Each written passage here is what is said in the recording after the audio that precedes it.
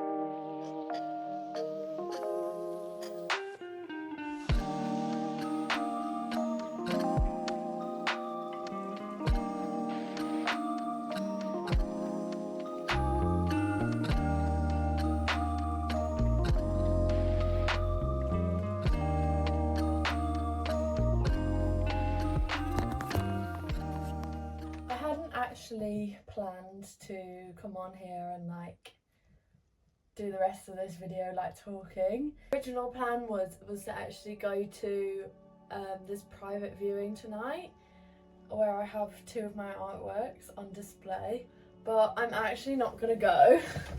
It's really weird because all week I've been like kind of umming and ahhing about going because I'm a really shy person anyway, so doing stuff like that is like as big out of my comfort zone. But like I do want to get better at doing it, but like confidently talking about my own work.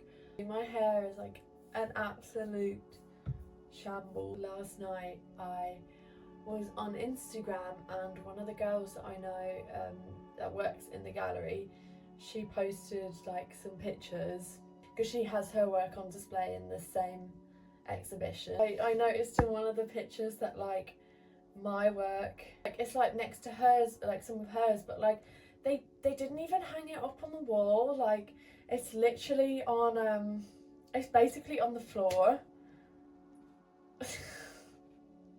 I don't know what to say. Like it's not actually on the floor, it's like, so there's the walls and then there's like a little ledge at the bottom, but like it's like a skirting board.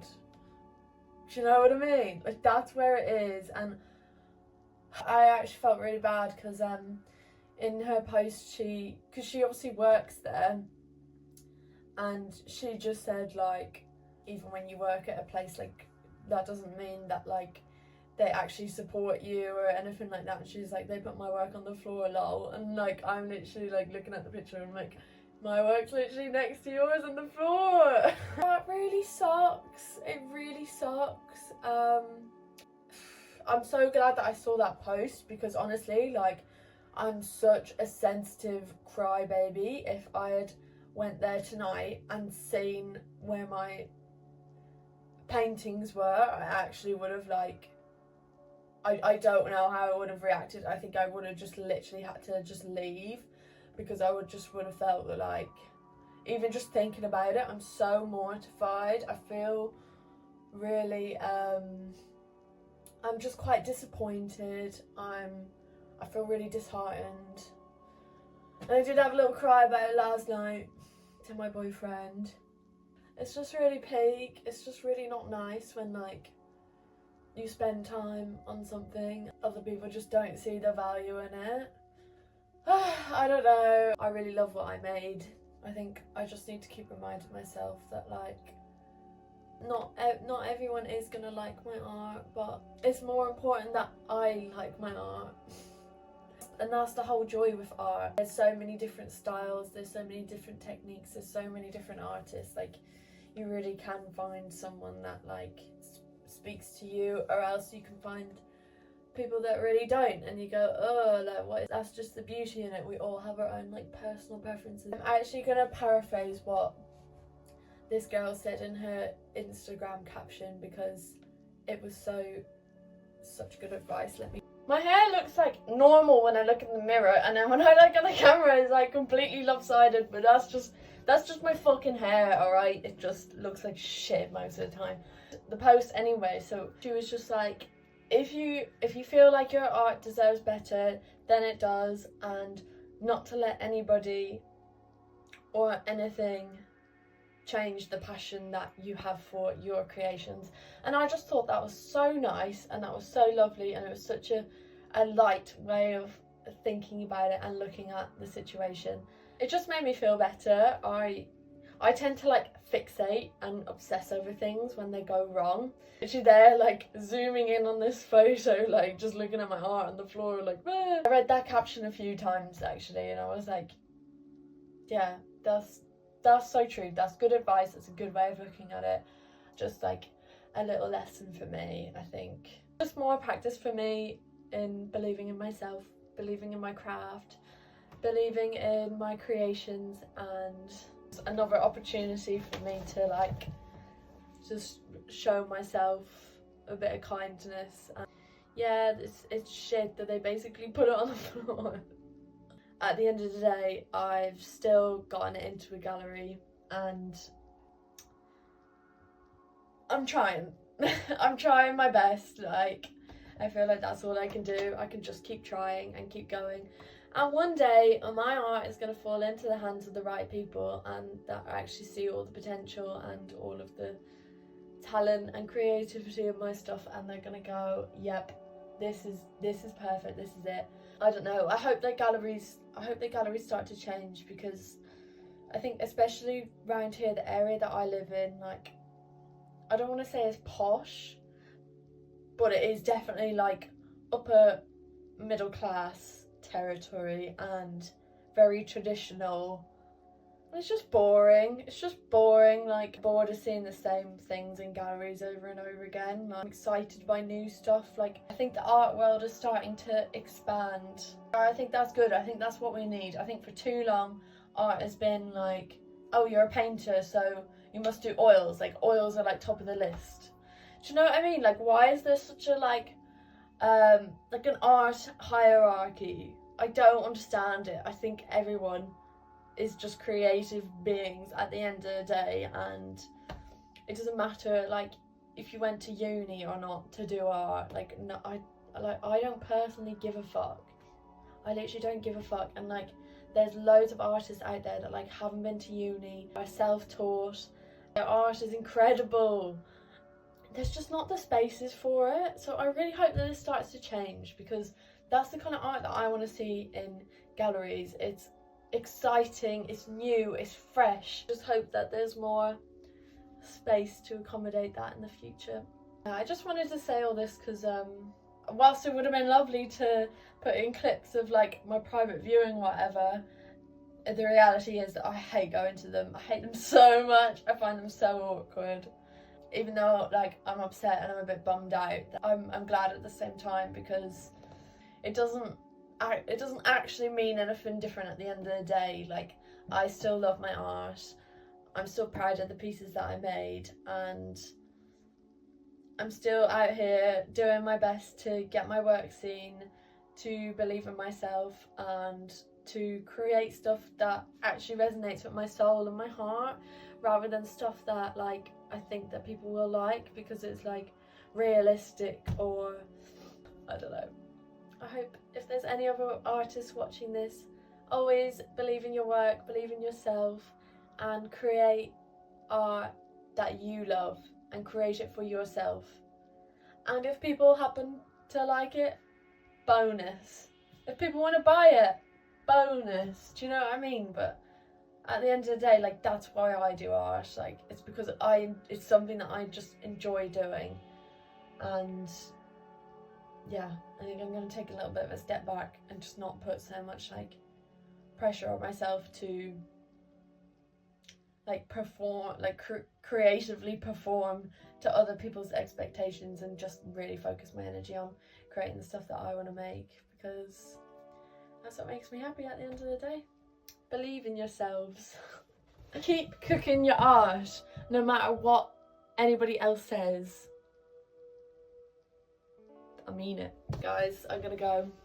I love you all. I'm sending you my love and my light. Right. Bye.